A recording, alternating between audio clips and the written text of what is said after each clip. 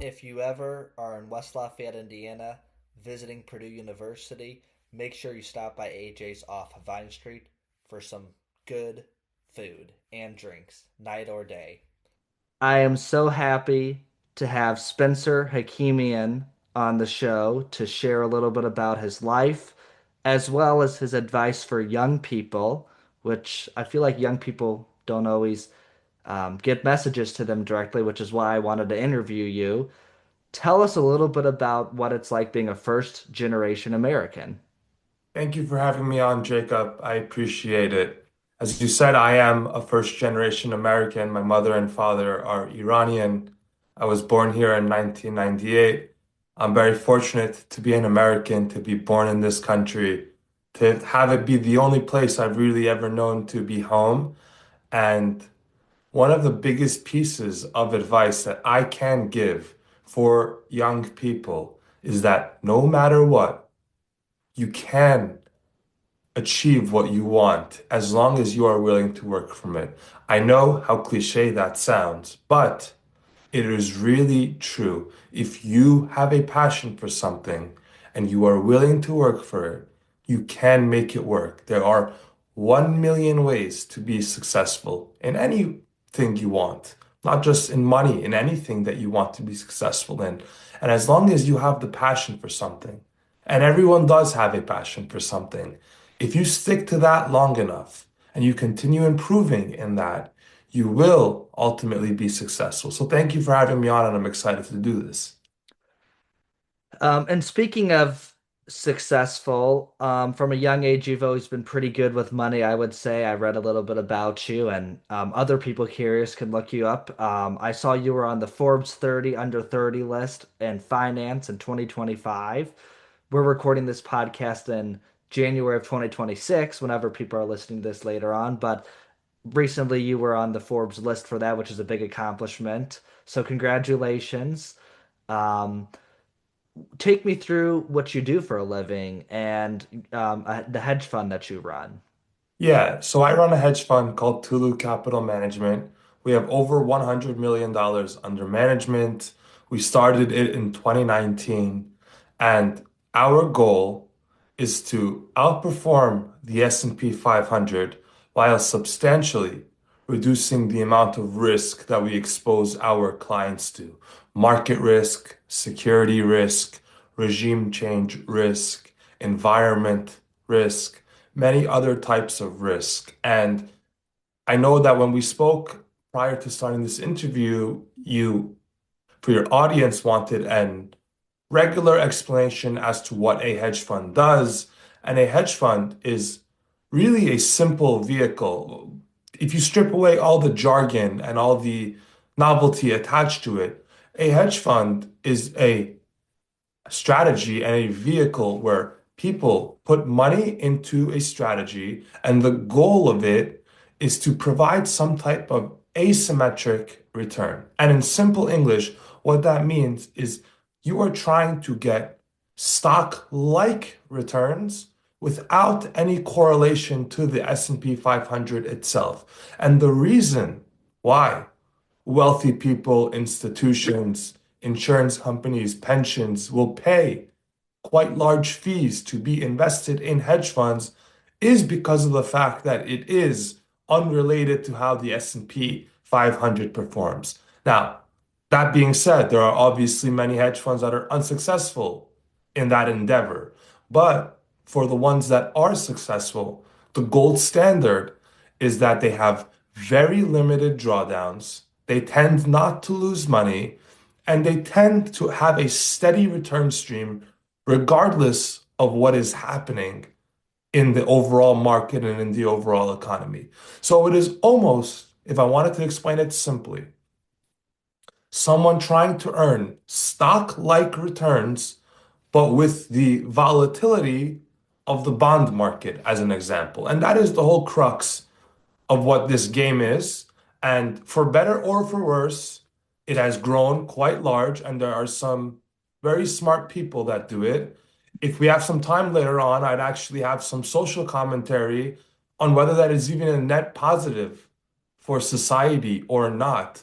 and I would love to talk about it. I know that this is a money show, but I know that your audience is also interested in social things. So if we have some time, it would be very interesting to talk about coming from someone on the inside.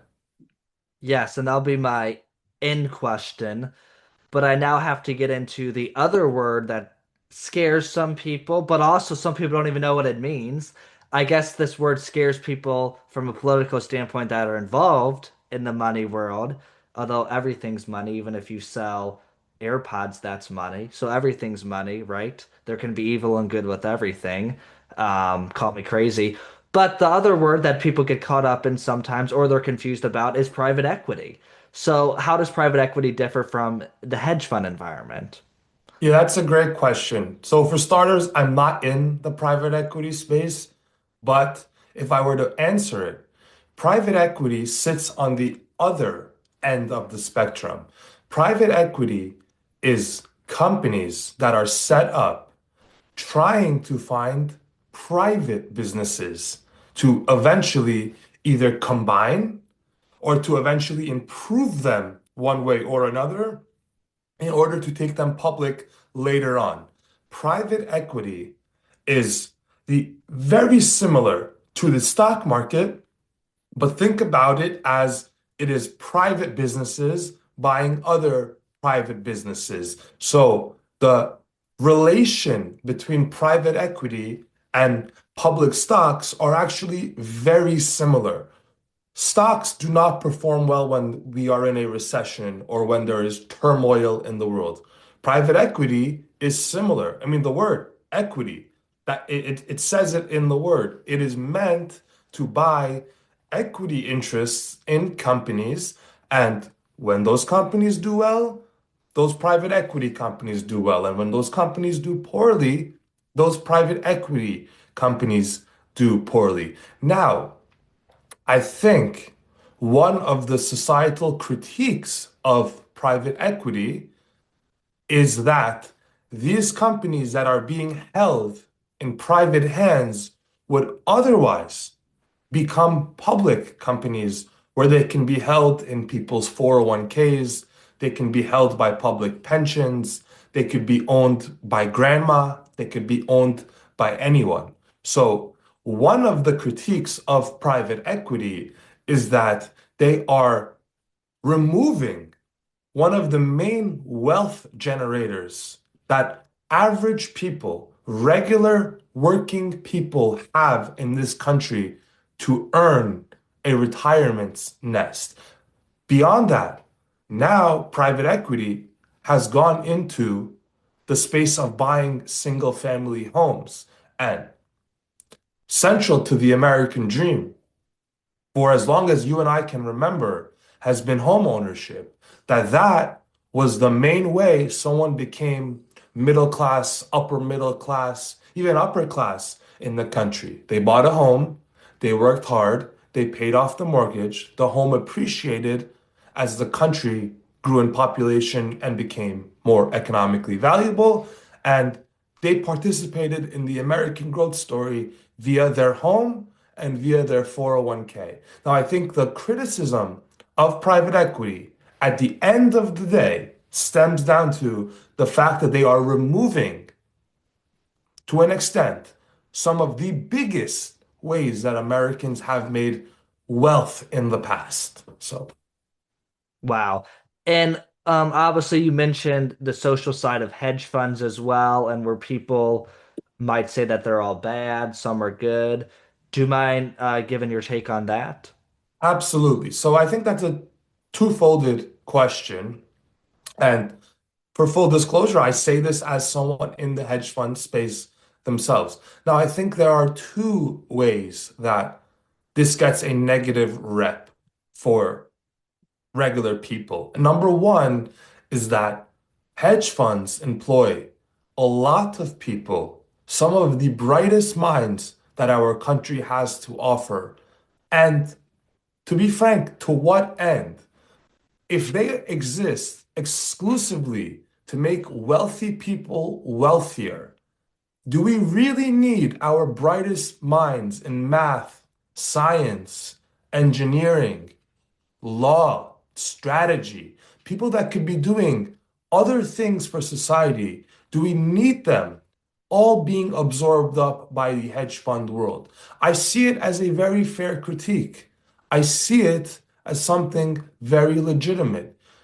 If we had these people working in medicine or working in urban engineering or working in computer science, would we as a society be better off if we had some of our brightest minds doing that? The funny thing that is always said on Wall Street is, had Albert Einstein been born 100 years later, he would be a quant. He would be working as a quant on Wall Street. He would not be working on the theory of relativity. He would not be working on the atom bomb, for better or for worse, which gave the United States one of the biggest advantages that we've had throughout human history. And that is one of the fears of hedge funds. Is it taking so many bright minds away from otherwise much higher productive fields in this world and putting them into something that is really a country club for wealthy people?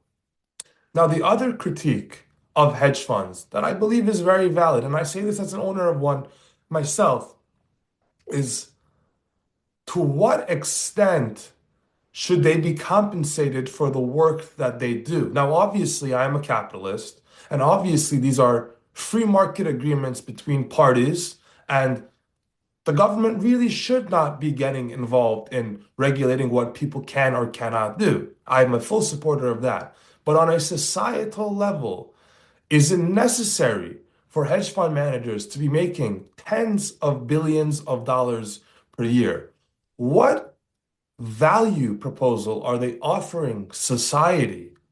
How are they improving the productivity of the average American's life in order to be generating that wealth? If you look at the Forbes list and you look at the people on it, they have made products that have genuinely impacted you and my life. I mean, we're on Zoom right now on an iPhone using Wi-Fi, sitting in homes that were constructed, right? Or sitting in offices that were constructed.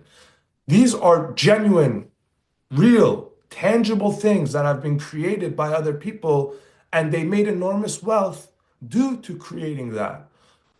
What has the average hedge fund manager done for society to be gaining these outright economic gains that have gone to the top 0.1%? And I think it is a very valid question, and I totally understand the anger that society has, especially post 2008 and post 2020, for the finance space at large. Wow, thanks for sharing your insight, especially as somebody who's a hedge fund manager. It seems like you have some pretty good morals. And kind of my last question, we've talked so much about money, which is amazing because young people seem to have a lot of questions about money, and politics and social capital and things like that. But because you're a first generation American, your parents were Iranian, so are you, ancestry wise. Um, where do you see Iran headed with the current regime? We're recording this in January of 2026. Where do you see it going maybe in the next 6 to 12 months? Do you think, what are you hearing, I guess, obviously, because you would know this better than me if I'm being completely honest. So where do So you see first it and going? foremost, I want to answer this as an American because I am American. I'm born here. I've only ever lived here. English is my first language. This is the only place I've ever called home. So as I answer this as an American, I answer that I believe the United States should largely not be involved in anything that happens in this country, which may sound quite interesting coming from an Iranian that was kicked out of that country. But what does this do for the average struggling American? I believe and I'm not a political person, I'm not a Republican or a Democrat. I just kind of have opinions on certain issues.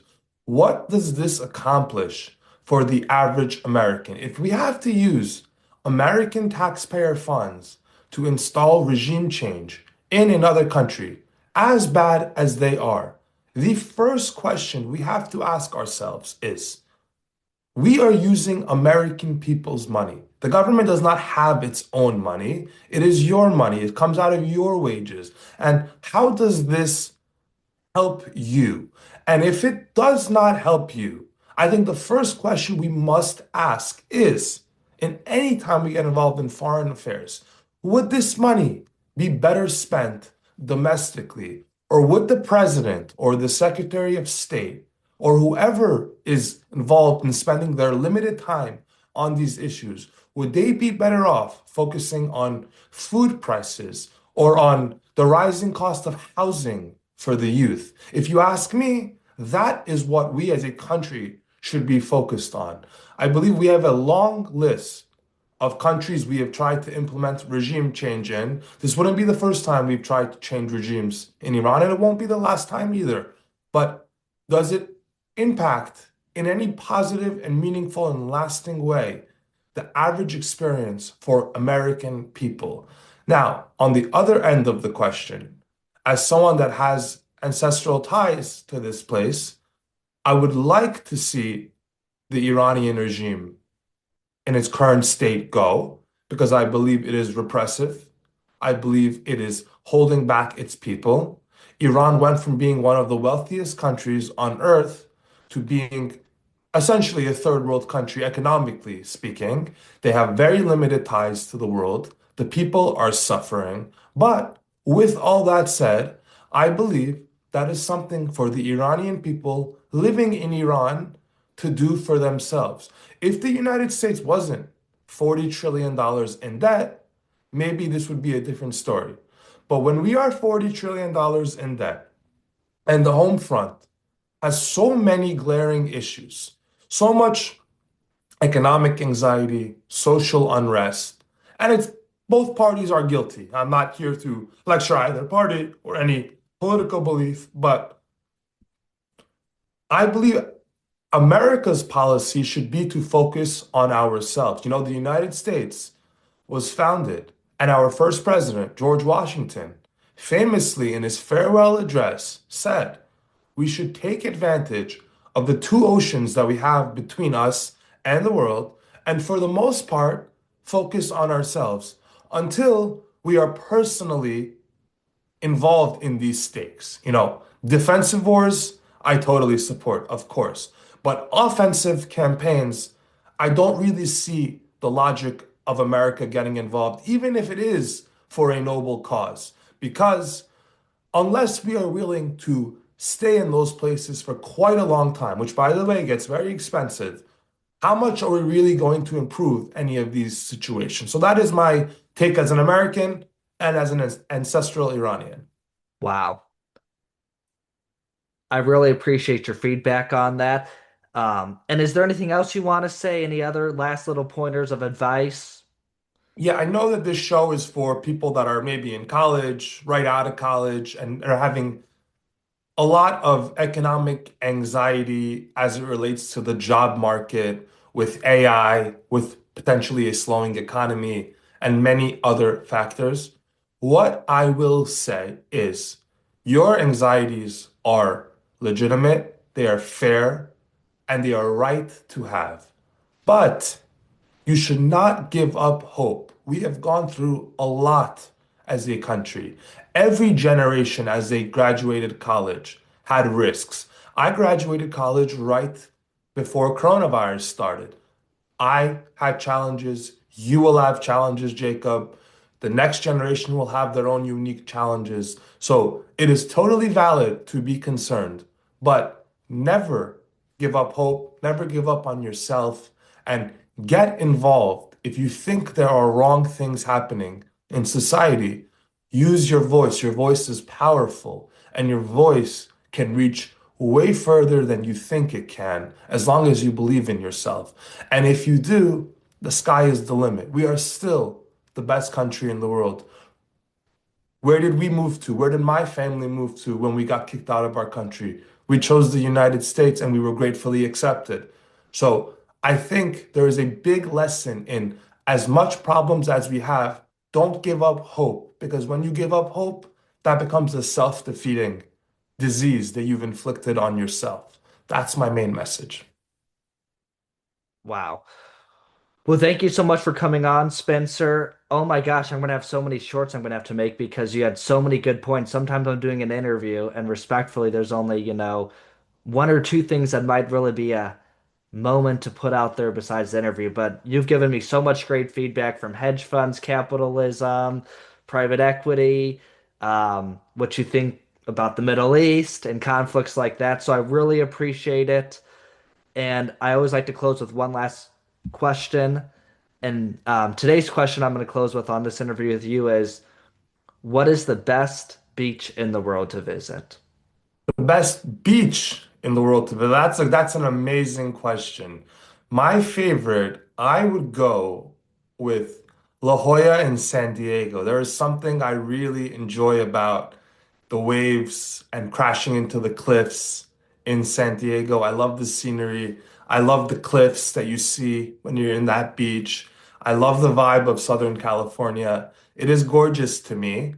And if I was to pick outside of the United States, the best beach that I think I have been to is Bondi Beach in Sydney, Australia. That is a really pretty and gorgeous place, and the Australian people are really friendly, really interesting, really nice people that have a good outlook and upbeat vibe to themselves. So those are the answers, I would say. Wow. Well, we'll end on that. Thank you so much for coming on. Thank you. Thank you for having me, Jacob.